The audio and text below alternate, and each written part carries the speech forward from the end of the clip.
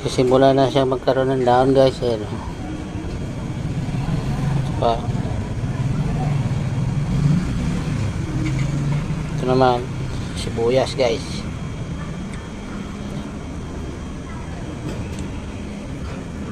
Tayo natin na lumaki guys para meron tayong gulay pagdating ng araw. Ayan, ayan guys. Ito guys.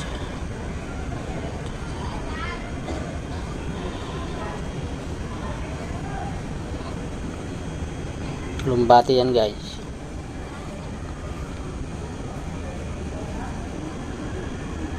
Tinakpan natin ulit yung halaman para hindi siya pasukin ng mga insekto. Ayan guys, tingnan natin. Tingnan nyo guys. Ayan guys. Medyo ano na.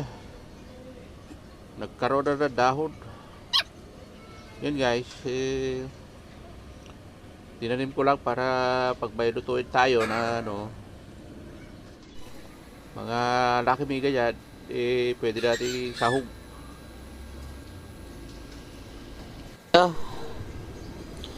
Pagkalipas na dalawang ano guys, dalawang linggo, ito na siya, mataba yung dahon niya.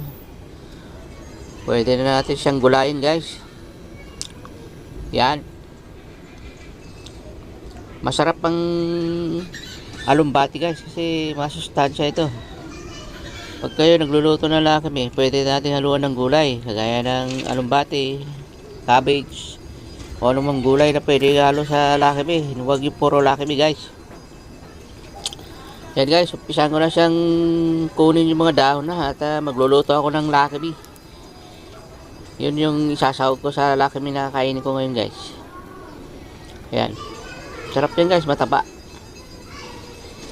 Dito naman sa mga ano, iba, bakit sabi nila ano, hindi ka na lang bumili sa palengke para hindi ka na nagtatanim. Yun kasi nasa palengke guys, hindi natin alam kung saan galing yun. Tsaka hindi natin alam kung ginamitan ng chemical o kaya kung ano man ang nilagay. Ito guys, sariling tanim. Nakakasiguro tayo na organic guys. Ayan o, tingnan nyo, makita nyo naman ano, mataba yung dahon niya. Masarap to guys sa sabaw. Kasi ako guys, mahilig ako umigop ng sabaw. Kaya nag-iisip ako nung pwede kong ihalo sa sabaw. Kahit ito lang ng alumbati guys, pwede na ito. Masustansya ito.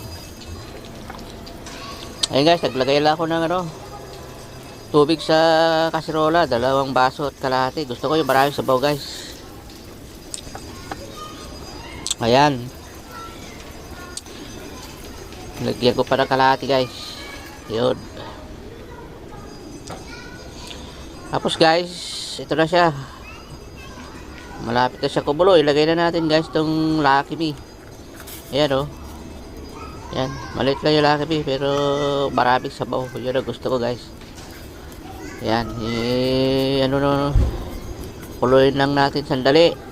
Ilagay siya medyo lumambot guys. Sa iba guys, gusto nila i-start babi yung ano, binubuksan lang nila, sinalagyan lang ng mainit na tubig.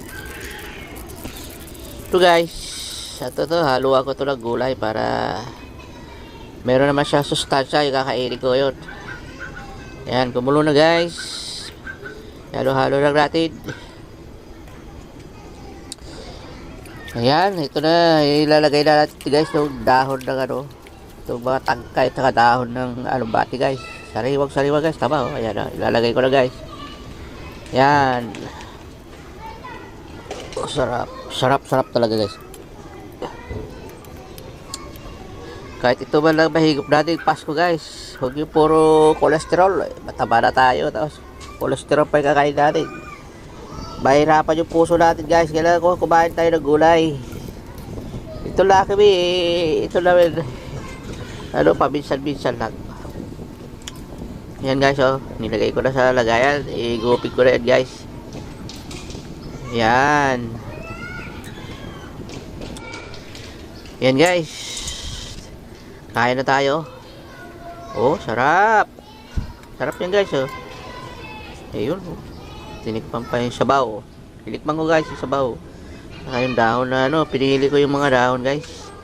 Yun, kumakain ako guys na ano sa camera.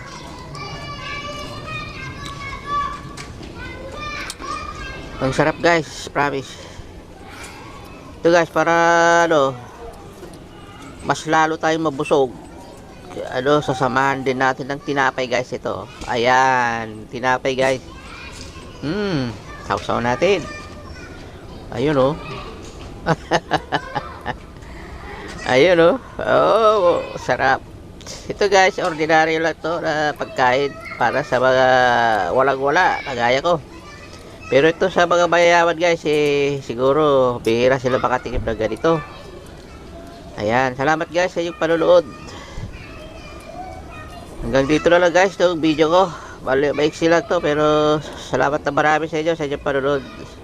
Siya nga pala guys, bago kayo matapos manood, salamat. Huwag nyo kalimutang supportahan nyo ano guys, channel ko. Mag-subscribe naman kayo guys. Ayan, hindi yung ano lang. Salamat guys, Merry Christmas sa inyo. Mag-ingat kayo lagi, love you guys. Ingat po lagi kayo. Ayan, busog na ako guys. Salamat.